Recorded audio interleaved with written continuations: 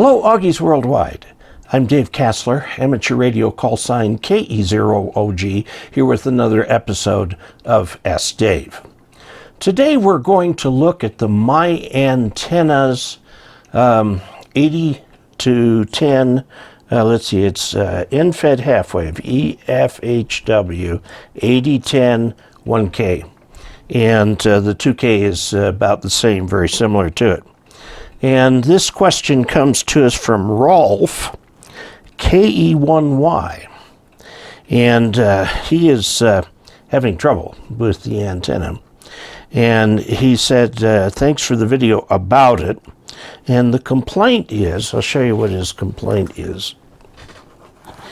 This is the antenna right here. Okay, here's the big unknown.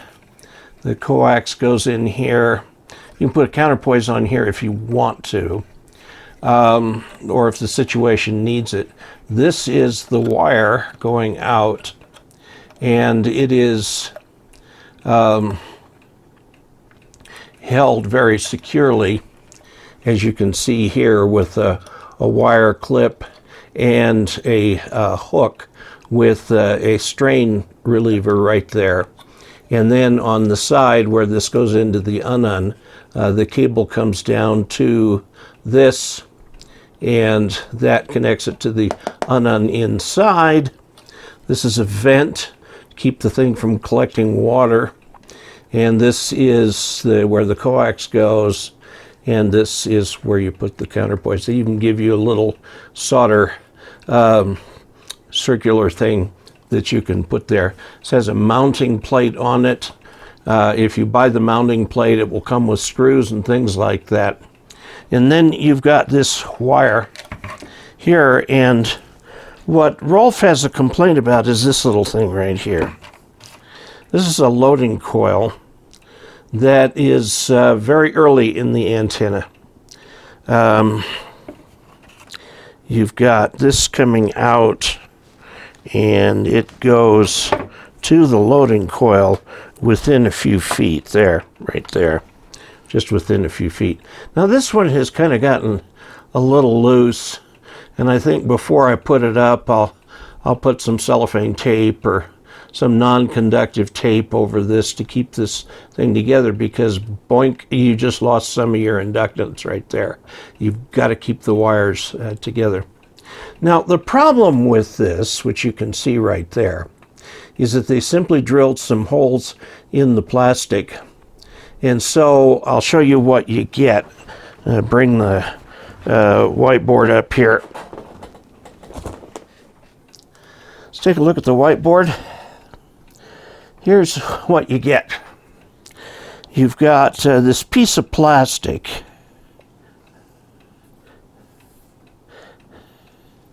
Okay, and this piece of plastic has got some width here. Okay, and you've got a wire coming into a hole and coming back around here, and then into another hole, and wound around several times, and then it goes out that way. Now this hole right here, let's take a look at it up close and personal.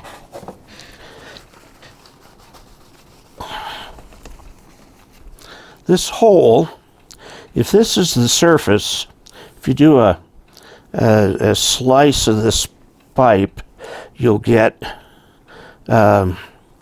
this. And the hole, although circular, goes straight up and down like that. Okay, so there's your hole. And the wire comes up across that like that. So you've got a sharp edge here. Even though looking down on the top of it is a circular hole, the circular hole is actually a cylinder. Yeah, cut in the thing here. So you have a sharp edge right there. And he had his wire break right there. So what do I tell poor Rolf? Apparently he had the antenna up quite high in some trees, real hard to get to. This is down very near the balun. So something broke it right there. That's the weakest point of the whole thing. You'll note on the ballon itself that there is a strain relief here, and that it's got this little metal thing around it, so there's nothing sharp there. And then this right here just clamps that wire on there so it doesn't come apart. This right here doesn't provide a strain break point. The wire always comes straight out. It has bends in it rather than sharp corners and so on. However, the loading coil is not constructed that way, and it breaks right here. Now, what he says we ought to have is something to where that is more circular, although frankly, I have no idea how you would make a hole that way. I suppose that you could file it by hand. I don't know of any tool that would come up and crimp out something that looks like that. What this thing really needs is the thing that it has on the ballon itself, in which if you had your wire coming up out of here for the coil, it would come up and it would loop around one of those things that you see there, and this would be connected to the bolt just like it has it on the main one, where there's a piece of metal here and you've got your clamp here. Then there's no stress point. Now here's the problem. The problem is that this would take a lot of hardware, and making coil forms with plastic pipe and putting holes in it and putting wires that go this way is within best practice for putting coils in line. I mean, you could go beyond best practice and do that. And considering how expensive that antenna is, about $289 for the 1K version, you would think that they might want to do that. You can buy all of those parts and pieces separately and do that yourself if you want to. And that may be what Rolf has to do. But just drilling a hole in here and doing that is best practice. The fact that the wire broke right there means that it was under tremendous stress. Now let's see if we can figure out why that might have been.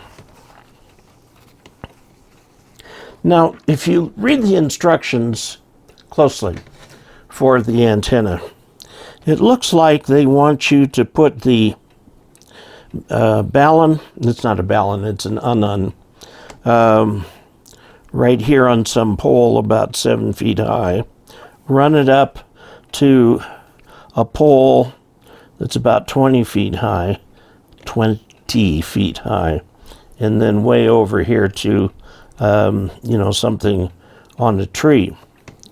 Now the little core he's talking about, the little choke, is right there. So it's very close to the beginning of that.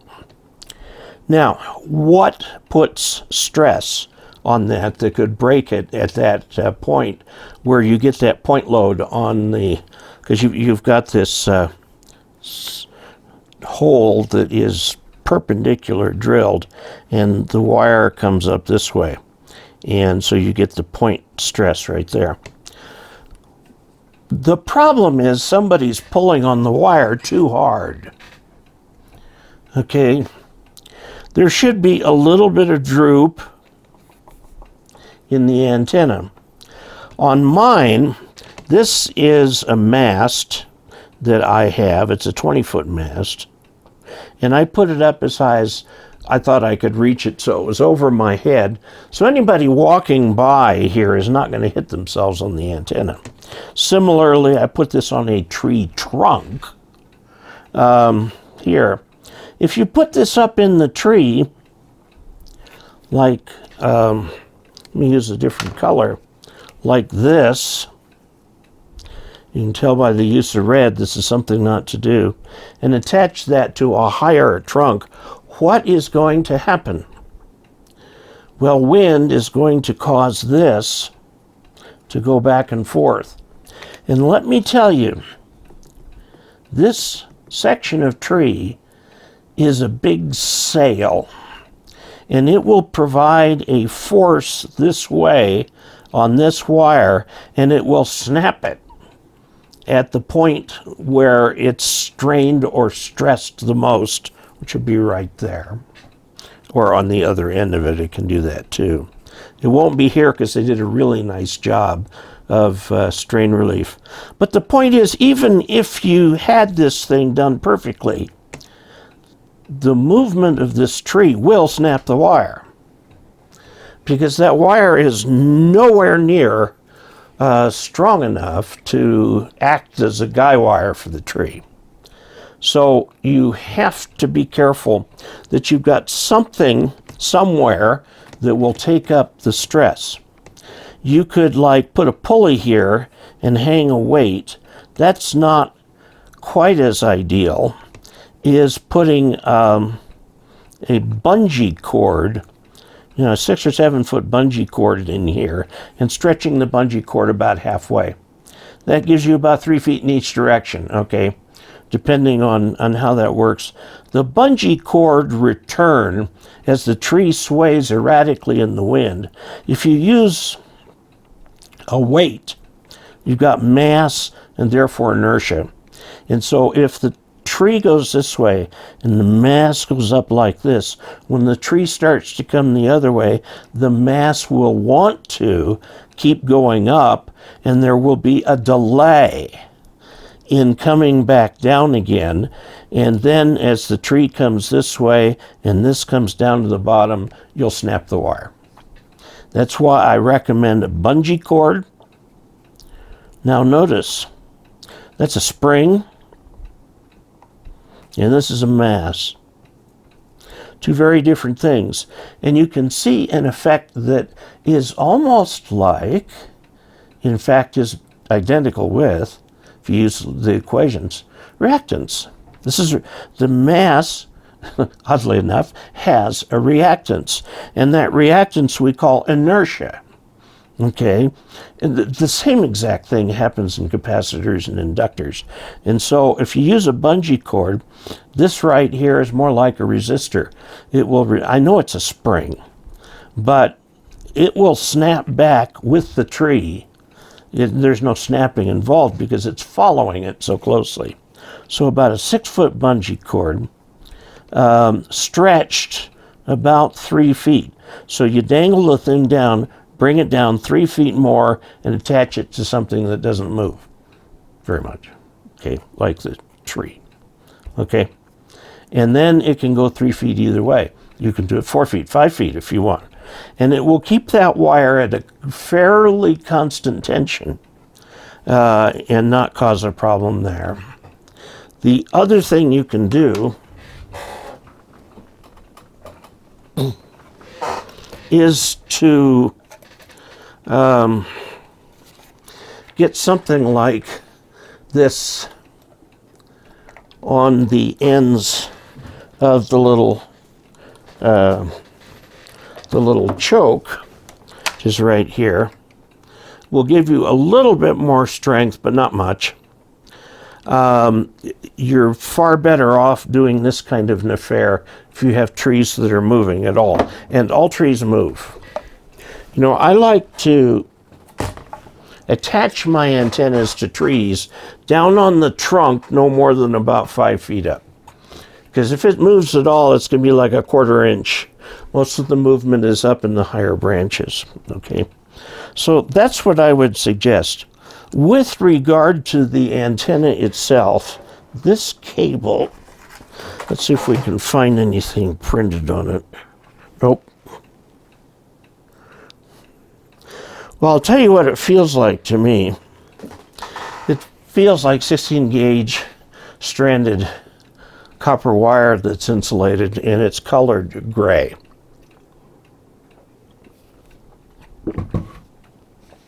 The reason the gray is important is because it makes it hard to see. It's also very light. If you used a thicker wire, first understand, there was an excellent article in QST a couple years ago. The strength of wire is determined by the metal used, not by its thickness. Okay, so if you have a point here, whether you're doing 16 or 14 gauge wire, about the same strain will cause that to snap. It's very counterintuitive, I know. Okay, so there's what I would suggest, or re-rig it as an inverted V, so that you can put like two lengths of stainless, let's see, it would be steel, not stainless, chain link fence top rail. You can get about 21 feet out of that, and then about 7 feet over here. If you read the instructions carefully, they will lead you to this configuration, but allow you to do many other things. The end-fed half-wave antenna is a remarkable antenna. I bought it with channel funds. They didn't send it to me for free. I bought it with channel funds. So you guys bought it. And that way I can say anything I want to about it, because I didn't get a freebie from the company. I wouldn't anyway. I'd tell you if I found a problem. The way this is done, the way they did this is above and beyond best practice. The way they did this is merely best practice. You can do better if you want. But even if you do, if this tree moves, it will break. You need the bungee cord. You're going to have to shop around for bungee cords, but they make long bungee cords for a variety of purposes, from everything from bungee jumping to the way parachutes are set up to use in as the spring in aircraft landing gear, to all kinds of things. And you can get long bungee cords. They are available out there. You may have to persist to find it. And that will hold that thing in place. I would recommend that if that snapped at that point, that you, if it's on the antenna side, what you want to do is rewind it so that it's the same length from the balun. Unun. Thank you, unun. And then leave it in there with new wire. I mean, it's just plain old copper wire. It might be hard to run, I don't know. For that price, it should be. And then put the thing back up. If the wire is irretrievable, as it is in Rolf's case, get another wire. You can go down to Home Depot, and for about $60, it varies with the price of copper, since you're buying copper, and get some 16 gauge stranded THHN copper wire and remake the antenna with that. It's going to be a lot less than buying another My Antennas. And you're dealing with a situation. He says he's having some trouble dealing with My Antennas and calls this a design defect. It's not a design defect. It is best practice. They went above and beyond, well above and beyond best practice over here as a marketing ploy. Okay, that was part of their marketing. They went above and beyond best practice here, but this is merely best practice. This up here should allow, well, the pole can move from side to side. You need to guy it out this way so that it will stay in the right position. I normally, when I do a pole like that, in my case it was up against the house, and I just attached it to the house.